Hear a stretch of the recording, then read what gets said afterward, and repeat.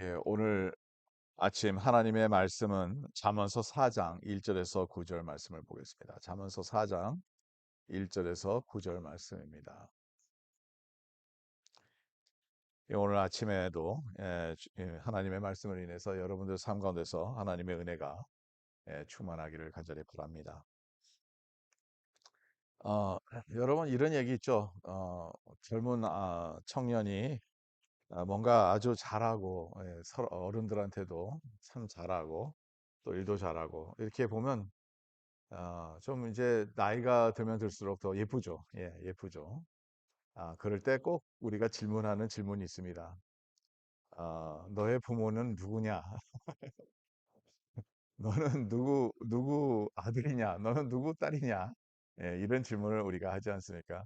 그 이유는 부모가 참 잘 키웠다 하는 그런 생각을 갖고 얘기를 하는 거죠.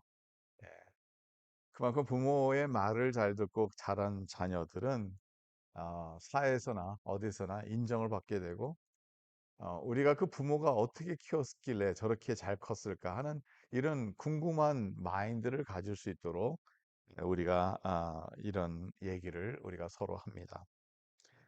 오늘 본문에 나오는 내용은 그러한 원리 가운데 있는 일들을 우리가 좀 생각하게 하는 일들이죠. 반드시 아, 하나님의 말씀이 또 하나님이 우리에게 주오셨던 이 세상에서 우리가 태어나고 이 세상에서 자라고 이 세상에서 살아가는 그 모습이 이제 부모님을 통해서 우리가 세상에 태어나게 했고요. 그래서 십계명에서도 인간 관계에서 제일 첫 번째 계명이 제5계명이죠. 내 부모를 공경하라 이렇게 얘기를 하지 않습니까? 그래서 부모의 말을 잘 듣는 자녀는 잘못될 수가 없죠. 네, 여러분 우리가 경험상으로 그를 다 잘 아는 내용들입니다. 그래서 아버지가 자녀에게 주는 말씀, 어머니가 주는 말씀은 귀한 말씀이죠. 우리가 점점 나이가 들면 들수록 우리도 우리 자녀에게 뭐를 남길까, 무슨 얘기를 할까 이런 고민을 많이 하게 되는데 우리가 주로 그런 이 세상에서 살아가는 방법에 대해서 우리가 얘기를 할 때 가장 귀한 것을 우리가 우리 자녀에게 전하지 않습니까? 그런 것 같이 성경 안에서도 부모가 자녀에게 주는 그 교훈이 우리에게는 놀라운 은혜와 또 놀라운 지혜를 준다는 것을 가르쳐 주고 있다는 거죠.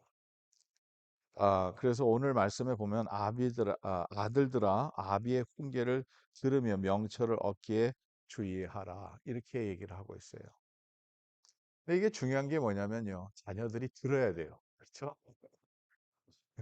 듣지 않으면 이게 아무 소용이 없는 거예요. 아무리 귀한 얘기를 들어도 말해도 듣지 않고 우리가 뭐 경험상으로 다 우리 자녀들에게 얘기하면 잔소리라고 생각하고 듣는 척 많은 척하고 이렇게 다 지나가는데 가만히 생각해 보면 다 듣고 있어요.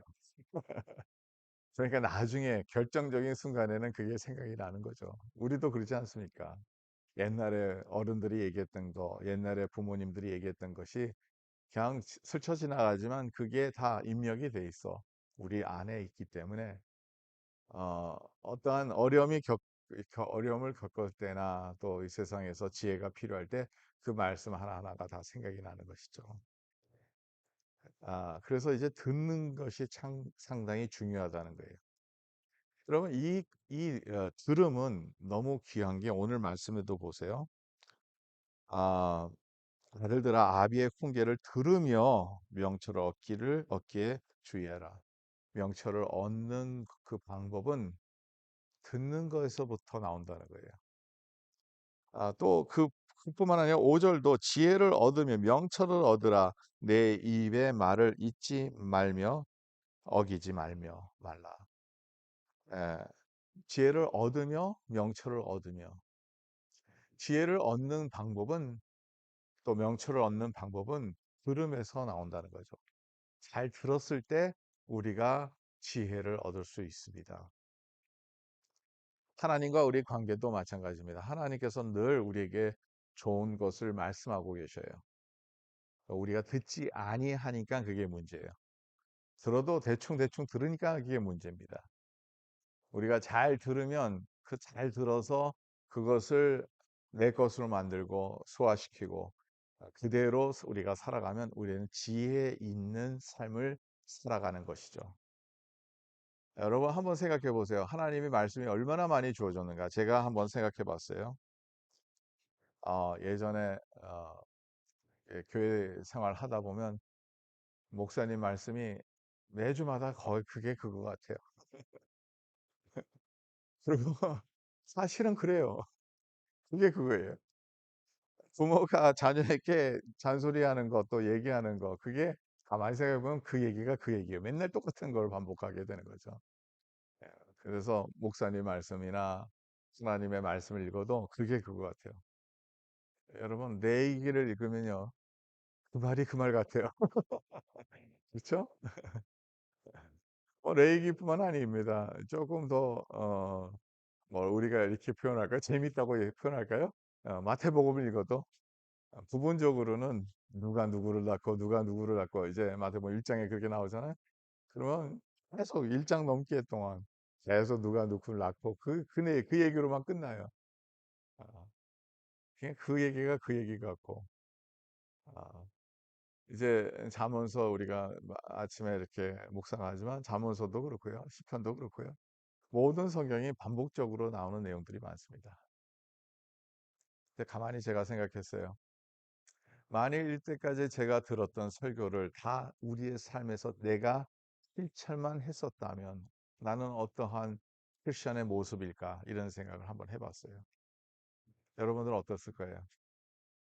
여러분들이 이때까지 들었던 모든 설교 말씀, 이때까지 성경 읽었던 모든 성경의 말씀, 이때까지 우리가 받았던 모든 메시지를 우리의 삶에 그대로 적용만 했었다면 아마 우리는 엄청난 성숙한 크리스천의 모습이 되지 않을까, 성자의 모습이 되지 않을까 하는 생각이 들 수밖에 없습니다. 그만큼 우리는 셀렉티브하게, 그러니까 우리가 듣고 싶은 것만 들었고 거기에서 내가 얻고 싶은 것만 얻었던 어떤 그런 것이죠. 근데 그게 전체적인 지혜도 아니었고 명철도 아니었고 지혜로운 삶도 아니었다는 거죠. 우리가 들을 수만 있다 하면 그 말씀의 그 메시지를 들을 수만 있다 하면 목회자로 가끔가다 답답할 때가 있어요. 이 메시지를 전해야 되는데 제가 기술이 부족해서 그런지 어느 때는 이 메시지가 전해지지 않는 그 느낌이 들 때가 있어요. 그리고 좀 어릴 때는 좀 내용이 너무 어려워서 이해를 못하는 것 같다는 생각이 들 때도 있어요. 설교는 간단해야 되는데 어린아이들도 다 들어서 이해해야 되는데 제가 노력은 하지만 때로는 이런 느낌이 그대로 나와 있습니다. 또 한 가지 듣는 사람의 마음의 태도 때문에 문제가 될 때가 많죠. 전혀 관심이 없어요. 세상 일에 너무 관심이 많아요. 세상 것만 생각하다 보면 말씀이 무슨 말씀이 그게 우리에게 입력이 되고 어떻게 그 말씀을 우리가 메시지를 어떻게 받을 수 있어요. 때로는 이 메시지를 받으려면 이 메시지의 깊은 것까지 가려면 그거를 묵상하고 생각하고 리플렉트하고 내가 잘못했는지 내가 생각해야 되는 말 올바른 건지 내가 살아가는 방법이 올바른 건지 이것까지 우리가 어, 계속 생각하면서 살아야 되는데 그러지 못할 때가 더 많다는 거죠. 여러분, 이 메시지를 들을 수 있는 게 은혜입니다. 은혜라는 게 다른 게 아니에요. 많은 사람들은 은혜는 어디 위에서 막 내려와 가지고 내가 갑자기 막 휩쓸려서 막 그래야지만 은혜 받았다고 생각하는데 그게 아니에요. 하나님의 음성을 들을 수만 있다는 게 은혜죠. 왜냐하면 하나님의 말씀에는 생명이 있기 때문입니다. 할렐루야. 생명이 있기 때문에 말씀을 들으면 우리에게 지혜를 주시기 때문에 잠언서가 계속 얘기하는 게 그거예요. 어떻게 이 내용이 반복적으로 계속 나올 겁니다. 근데 들을 수 있는 사람은 들어야 되겠죠. 그리고 그 메시지를 받을 수 있는 사람은 듣게 됩니다. 그리고 지혜를 또 명철을 얻게 됩니다.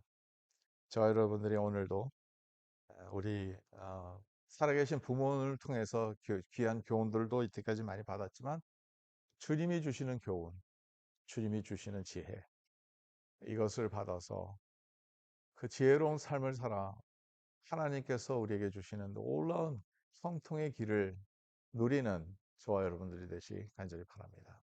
기도하겠습니다.